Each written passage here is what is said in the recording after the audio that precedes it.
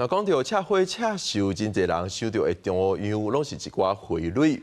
不过，即阵台湾有一个赤花的艺术家，甲台湾在地的食物，亲像粉圆、牛奶茶、卤肉饭、鸡排等等的物件，变做赤花的艺术品。即阵过年时啊，围炉的一料理，也成做伊创作的灵感来源。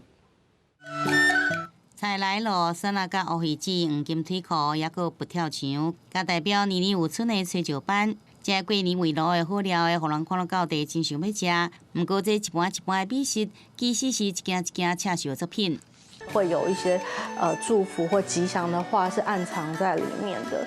然后我就觉得，我应该可以这样子为他做一整个系列，就是上菜的感觉。这个作品全部来自台湾一位赤寿的插画家陈秀平。伊原本是一位平面的设计师，伊直到拄到一场车祸意外，才互伊行上这个赤寿的人生。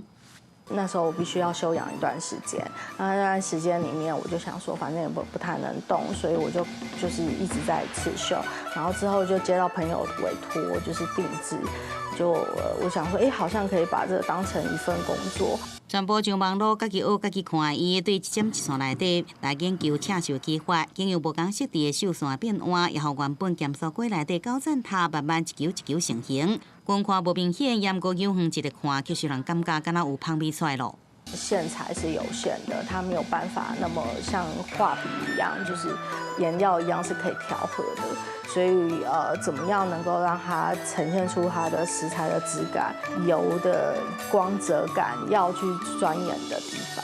像台湾小食内底，定来看到卤肉饭、鸡排，甚至是用人参底的这个小笼包，也佮有珍珠奶茶，无论对设计甲看起来，拢敢若真的同款。在刺绣的部分，跟台湾相关的吃的部分比较少，他们能够借由对刺绣有兴趣，然后看到台湾的小吃。除了小食系列，是毋是代表饮料、鲜草味加甜甜芦笋汁，也是乖乖饼加香味鲜，拢诚侪赤寿的材料。希望经由作品，互更加侪人来熟悉赤寿甲台湾。记者综合报道。